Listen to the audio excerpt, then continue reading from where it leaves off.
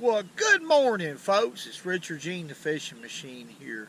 You know, the fact of the matter is, well, crappie spawn from early spring, well, all the way to around mid-spring here in North Alabama. And there's a lot of different places they spawn in lakes and rivers. But one of my favorite places that they spawn is going to be riprap banks. The reason why, well, they're very accessible. There's plenty of them, and the bottom composition many times is suitable for crappie to spawn. Let me explain. Sandy, pea gravelly bottom is perfect here in this part of Alabama for the spawn to occur. They'll use these areas right up against the rocks or right in between rocks, all the way up and down a riprap, providing that the soil is just right. What I'm talking about, like I mentioned, is sand and pea gravel. Crappie love to spawn in both. Now, folks, as far as the depth of water, well, that can vary. It depends on the clarity of the water. Okay, if you have a visibility of a couple, 2 or 3 feet, well, the crappie could be actually spawning anywhere from 5 to 6 feet deep. Now, the reason why, well, it's all about the sun. How far can the light penetrate down on these beds to incubate the eggs properly? So, what I'm saying is, really it's simple. In dingier water, the crappie will definitely spawn shallower, sometimes 2 to 3 feet deep. I've seen times where I could actually visually see the crappie, even though the water was dingy, by using these right here. You can actually look down and see a few crappie on the bed. The reason why I like to target these fish around riprap banks is for a lot of different reasons. Number one, rocks hold heat.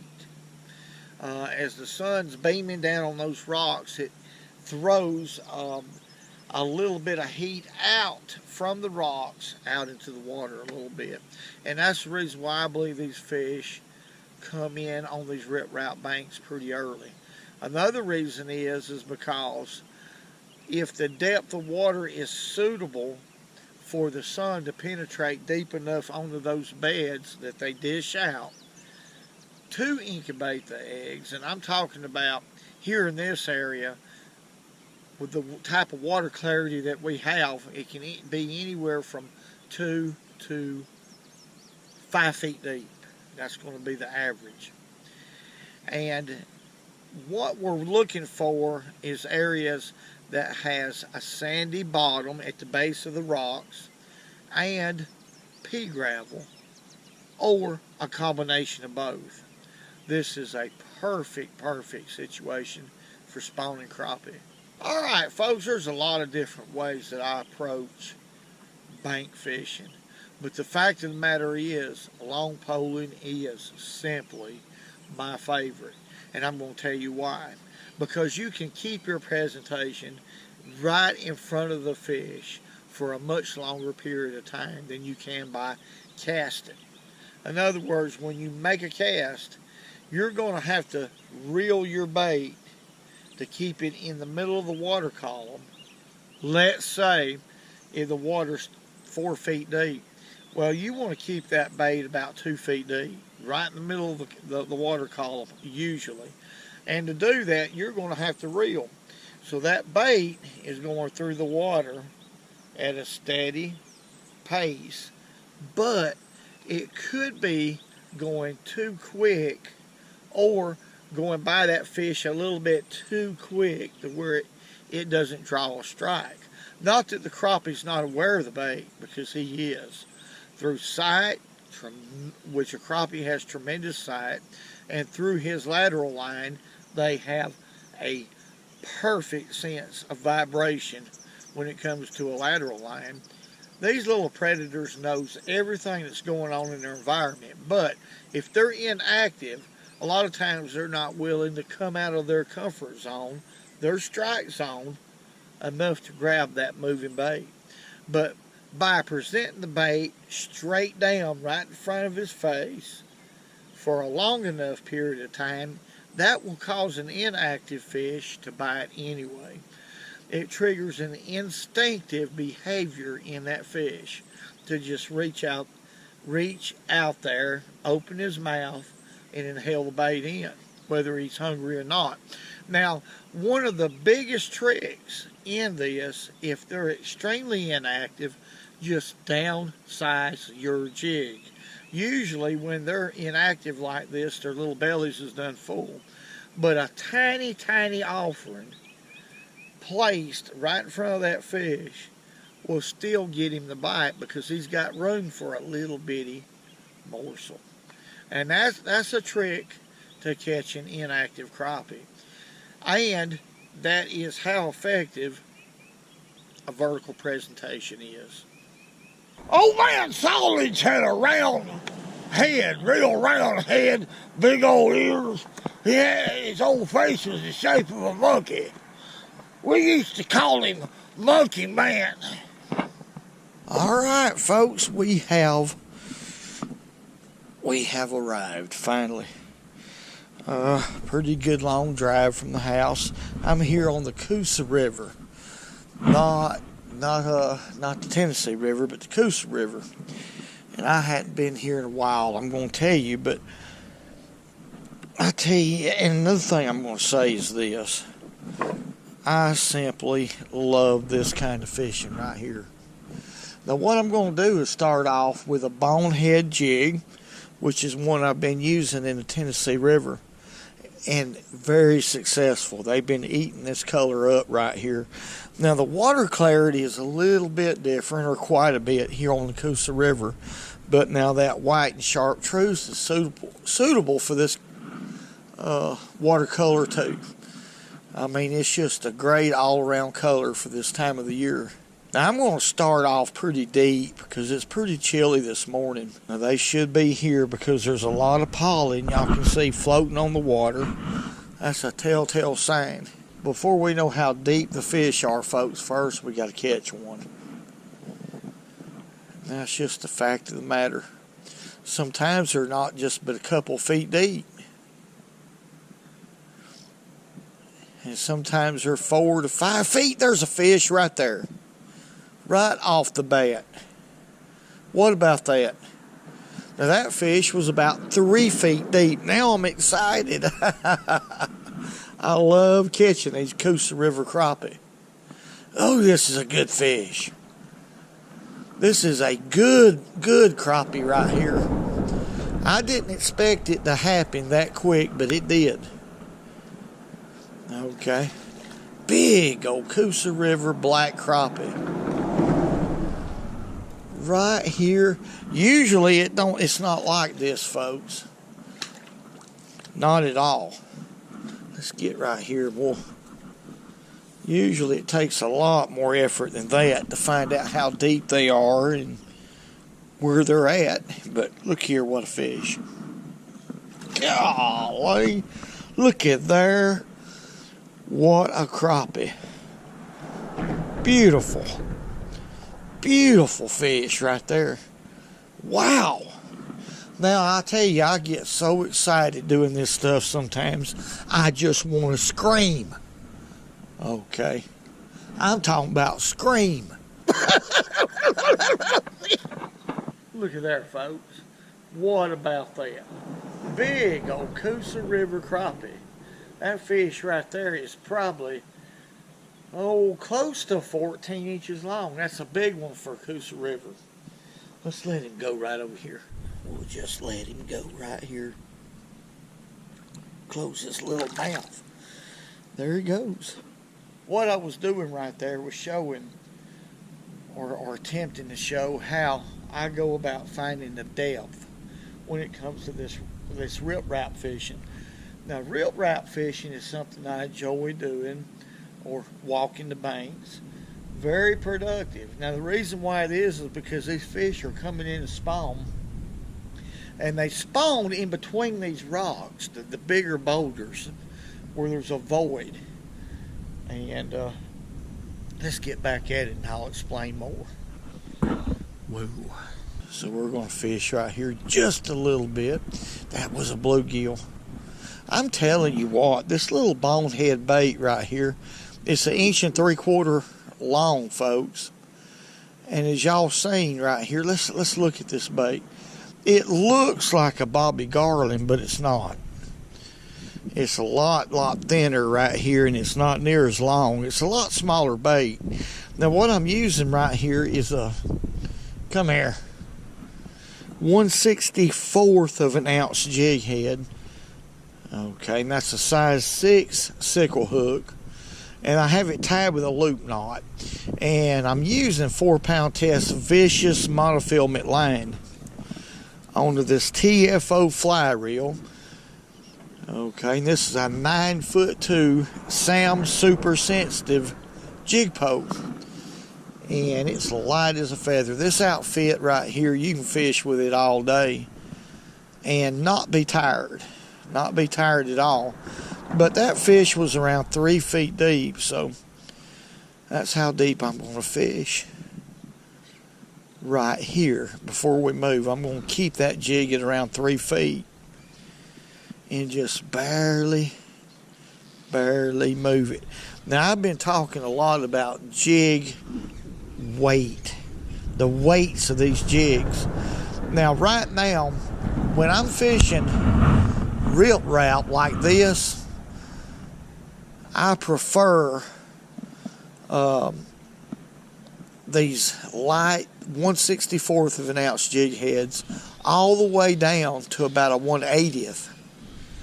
Now, the reason why is you can keep your offering in front of these crappie's face for a longer period of time, and that's real important. There's a fish right there. There we go. See how easy that is? I'm keeping that bait in front of those crappie for a long time. And that right there will ensure me of getting hookups like this one right here. Evidently, there's quite a few fish right here.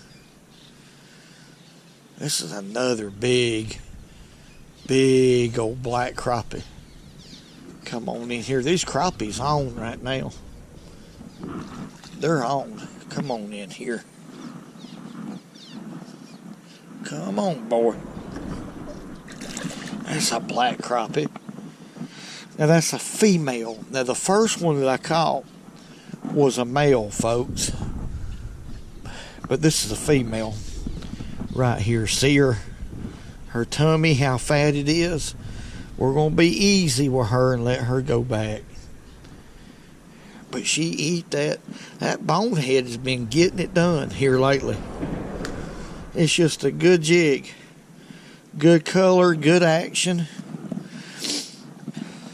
But it's been working on the Coosa River, obviously, and the Tennessee River. It's just been good. Now, last year they hit it. We'll just let this fish go right here. They hit it real well last year, but not as good as they did as they have been this year. Y'all excuse me. All right, we're going to have to move, folks. I caught 2, boom, boom, just like that. And I've been fishing for a while. But I'm not going to move up fur. I'm using a jig pole, so I'm not really reaching out real far. See, we're done in new water that quick.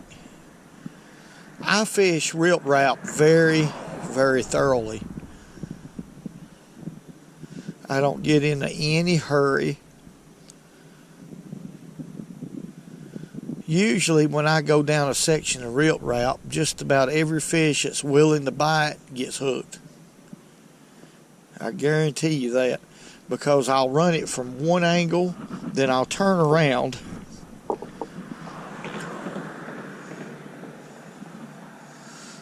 and I'll run it from the next angle. And not only that, standing in the same position, I'll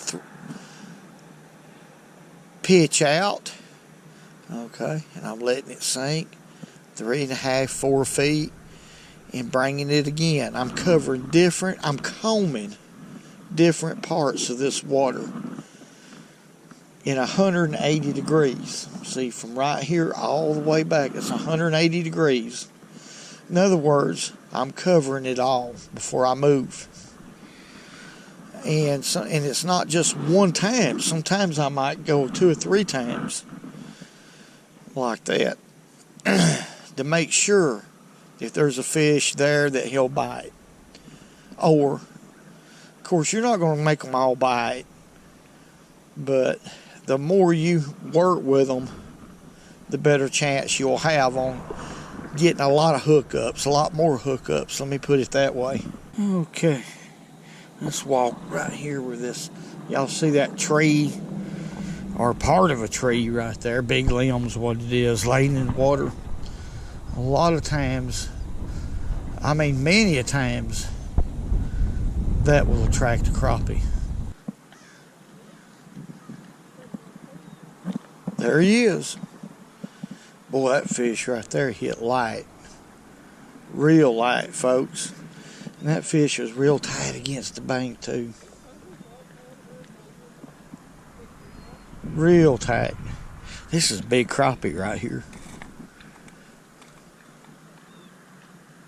Big crappie. I got some spider riggers heading my way right here. They're fishing that open stuff right there. God, this is a mule right here. These are some of the biggest crappie I've caught here on this system in a while. I mean a mule now. Let's see if we can get him.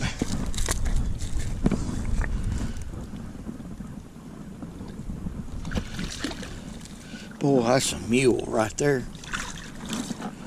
I want y'all to look what a crappie. That's a 14-inch crappie right there, folks. My goodness, what a fish. I want y'all to look at that.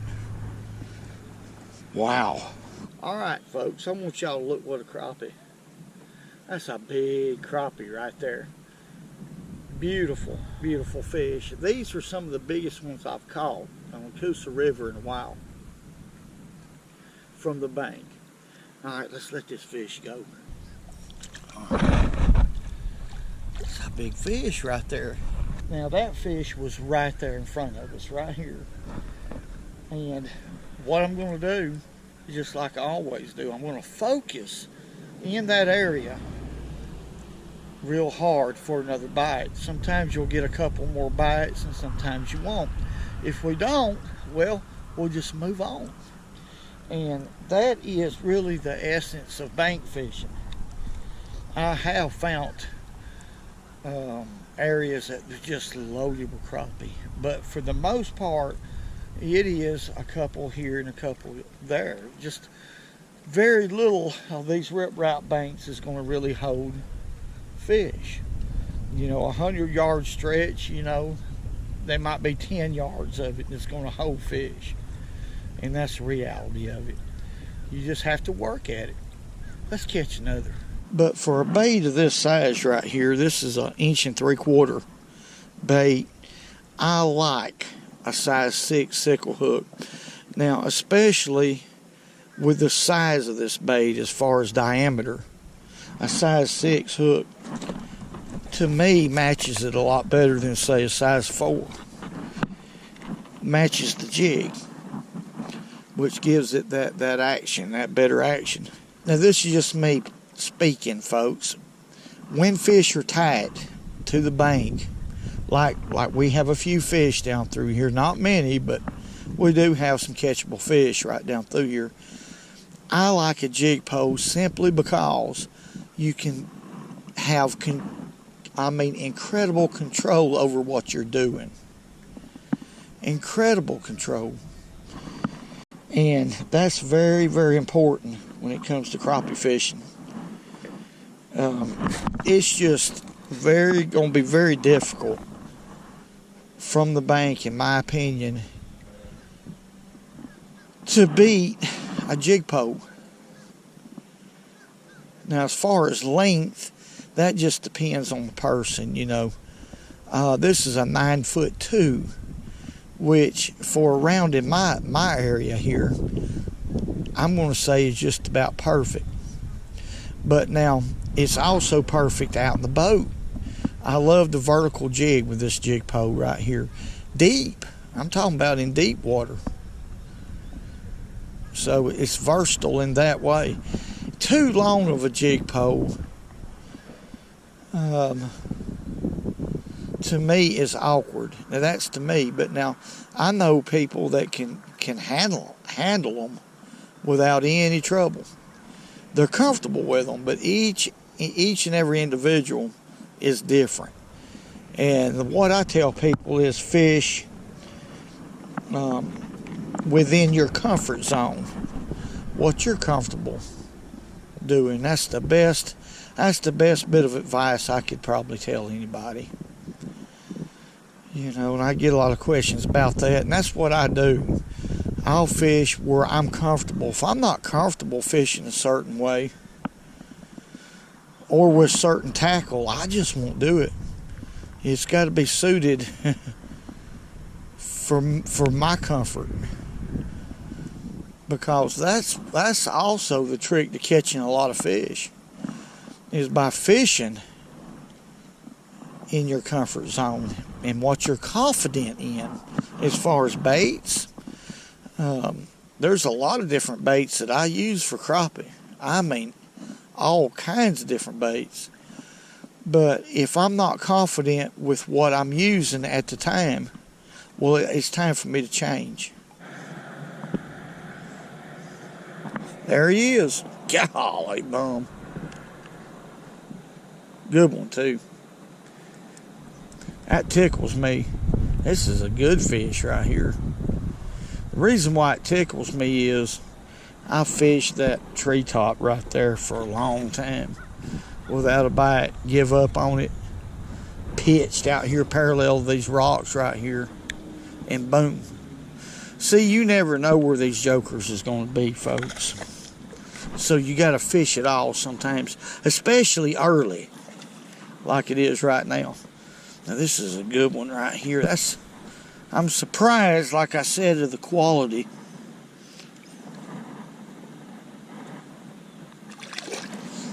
Of these fish. That's a good one. Looky there. I'm very surprised. Look at there. What a beautiful, beautiful fish right there. Ain't that something? Alright, let's let him go right here. We'll just let him go right here, my goodness. We got us a good little pattern going. They're about, like I said, 3 feet deep. And just off the rocks a little bit. There he goes. This technique right here, if you love to bank fish, is a very, very effective technique. It's not the only technique, but when fish are close quarter to the bank, it is a dynamite way to catch fish. I want to say God bless each and every one of y'all. Thank you for everything y'all do. Love each and every one of you. Hey, woo. Hey, woo, man. Woo. And remember, go fishing when you can, because it's good food.